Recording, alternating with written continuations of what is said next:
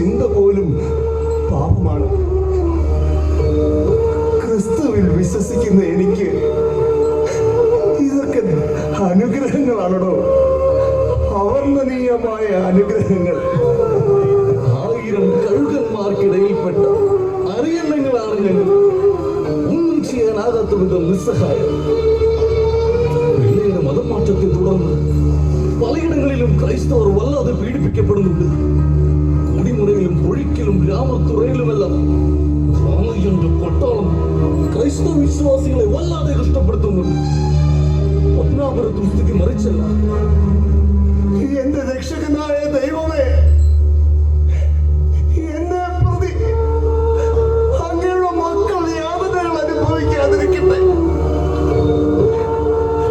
ഈ എളിയവന്റെ ബലിയിൽ അങ്ങ് സംപ്രീതനാകണമേ.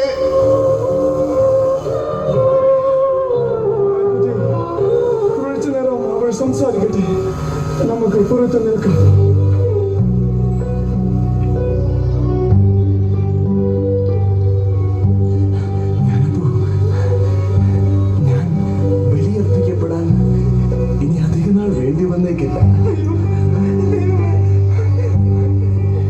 എന്റെ വേർപാടിന് ശേഷം നീ മരുതുമുളങ്ങരയിൽ താമസിക്കുന്നത് ഉചിതമല്ല. അത് നിനക്ക് പല ആപത്തുകളും ഉണ്ടാക്കിയേക്കാം. നീ വടക്കൻ കുളത്ത് പോയി താമസിക്കണം.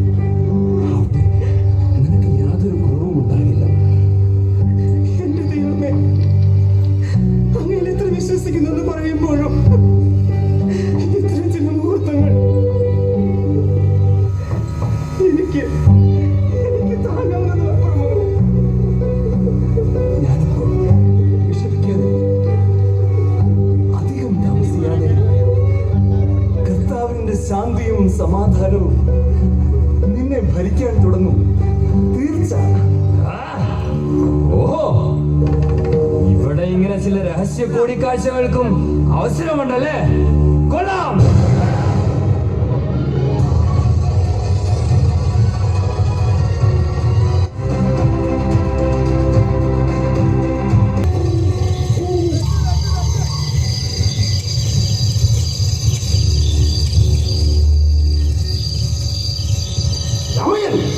നിങ്ങളെ കൊടുങ്കാട്ടിൽ ബലം പിടിച്ച് അങ്ങോട്ടും ഇങ്ങോട്ടും നടന്നുകൊണ്ട് മാത്രം കാര്യങ്ങൾ നിവൃത്തിയാകുമോ? പിന്നെ ഞാനെന്ത് വേണമെന്ന നിങ്ങളിങ്ങനെ കീരിയും പാമ്പ് കളിക്കണ്ട.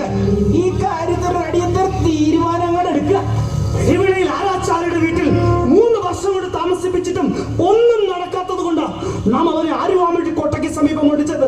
കൈയും കാലും ബന്ധിച്ച് ഭക്ഷണം കൊടുക്കാതിട്ടത്. എന്നിട്ടെന്തായി? ദേവസഹായത്തിന് പുറത്ത് ആരാധകർ വർദ്ധിക്കുന്നു. എന്തൊക്കെയാ ഈ തിരുവിതാംകൂറുകളുടെ സംസാരം? ദേവസഹായം കൈവച്ചപ്പോ കുഞ്ഞു തേച്ചു, മുടന്തു മാറി, കേൾവിൽ വെച്ചു. എത്ര അത്ഭുതങ്ങളുടെ കഥകളാ മുക്കുവർക്കിടയിൽ പ്രചരിക്കുന്നത്. ആ പെരുവേളയിൽ ആരാച്ചാരും ആ ദേവസഹായത്തിന് ആളായിരിക്കുന്നു. ആ വാഷണം ദേവസഹായത്തിന് അനുഗ്രഹത്താൽ അയാൾക്കൊരു കുഞ്ഞു ജനിച്ചത്രേ. ആലുവയിലും കാര്യങ്ങൾ അത്ര മന്തിയല്ല. അവിടെയും ആളുകൾ ദേവസഹായത്തെ കാണാൻ ചെല്ലുന്നുണ്ടത്രേ. ഞാൻ എന്ത് വേണമെന്നാണ് നിങ്ങൾ പറയുന്നത്? ഇനി വൈകരുത്. ആ നീലകണ്ഠപിള്ളയുടെ കാര്യത്തിൽ ഉചിതമായൊരു തീരുമാനം ഉടനെ ഉണ്ടാവണം. അല്ലെങ്കിൽ ഈ തിരുവിതാംകൂറിന്റെ പാതിയും ആ ദേവസഹായങ്ങളുടെ ആളുകളാവും.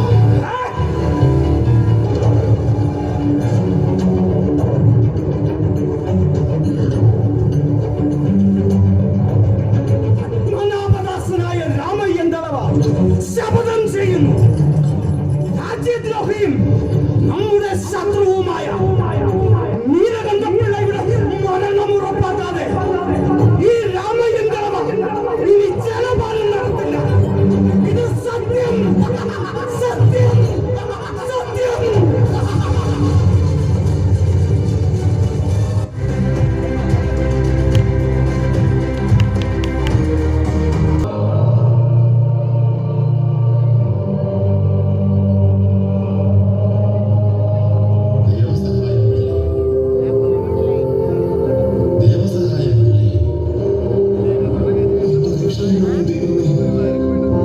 സത്യം.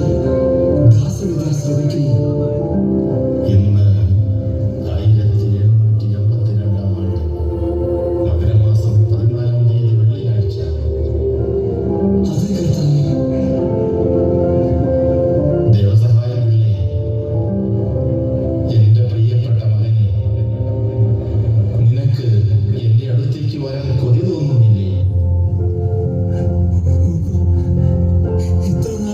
ക്ഷമയോടെ കാത്തിരുന്ന എന്റെ ഈശോയെ, എങ്കിൽ ഇതാണ് ആ ദിവസം.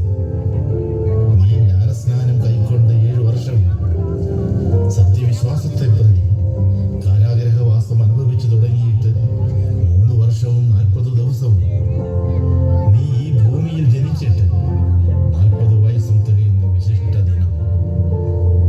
ഈ കൊച്ചു ഭൂമിക്കു മീതെ പ്രകാശിച്ച അസാമാന്യ പ്രഭയുള്ള ദീപമാണ് നീ. വരിക, എന്നോടൊപ്പം നിത്യതയിൽ പ്രകാശിക്കാൻ വരിക.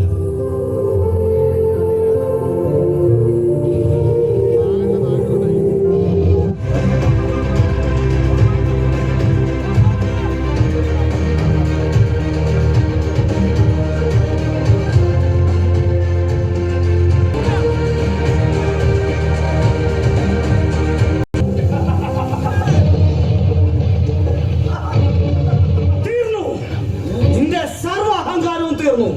ഇത് ജീവിതത്തിൽ തോൽവി എന്തെന്ന് രുചിച്ചിട്ടില്ലാത്ത രാമയ്യനാ. ഇതാ നിന്നെ കൊന്നു തള്ളാനുള്ള രാജകൽപ്പന. ആര് കണ്ണു നിറയെ കാണും. രാമയ്യൻ, എനിക്ക് താങ്കളോട് നന്ദിയുണ്ട്. നിങ്ങൾക്ക് നല്ലതേ വരൂ. ഭ്രാന്ത്, മുഴുത്ത ഭ്രാന്ത്.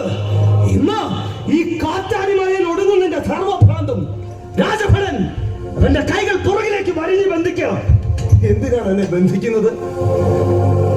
ഞാൻ ഓടി രക്ഷപ്പെടുമെന്ന് തോന്നുന്നുണ്ടോ? ഇതെനിക്ക് സ്വാതന്ത്ര്യത്തിന്റെ നിമിഷങ്ങളാണ്. നിത്യ സ്വാതന്ത്ര്യത്തിന്റെ നിമിഷങ്ങൾ. ഈ ലോകത്തിന് മനസ്സിലാക്കാൻ സാധിക്കാത്ത മഹാസ്വാതന്ത്ര്യത്തിന്റെ നിമിഷങ്ങൾ.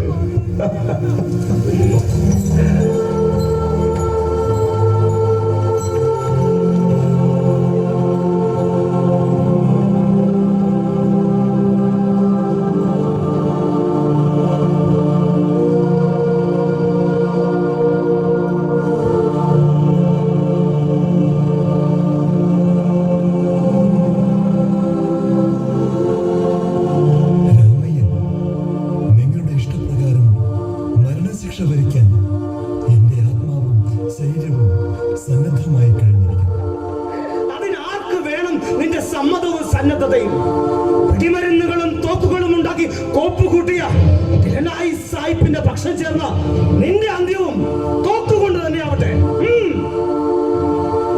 രാമയ്യൻ, ഒരു നിമിഷം എനിക്ക് എന്റെ ദൈവത്തോടൊന്ന് പ്രാർത്ഥിക്കണം. ഇതിനെ പ്രാർത്ഥിച്ചിട്ടെന്ത് കാര്യം? ഒരു ദൈവം നിന്നെ രക്ഷിക്കത്തില്ല. അല്ല ശിങ്കാരം, അവൻ പ്രാർത്ഥിക്കട്ടെ. അവന്റെ ദൈവം അവനെ രക്ഷിക്കുമോ എന്ന് നമുക്ക് കാണാം. എന്റെ ആത്മാവിനെ സ്വർഗീയ വിരുന്നിനായി ഒരുക്കിയ ദൈവമേ, അങ്ങയെ ഞാൻ വാഴ്ത്തുന്നു. ഈ സഹോദരങ്ങളുടെ വീഴ്ചകളെ അങ്ങ് പൊറുക്കണമേ. സകലത്തിന്റെയും സൃഷ്ടാവും പരിപാലകനുമായ ദൈവമേ, എന്റെ ആത്മാവിനെ അങ്ങേ കരങ്ങളിൽ ഞാൻ സമർപ്പിക്കുന്നു. ദൈവസഹായം പിള്ളേ, നിനക്ക് ഈ തിരുവിതാംകൂറിന്റെ അന്ത്യാഭിവാദ്യങ്ങൾ. രാജഭടൻ, നിറയൊഴിക്കൂ.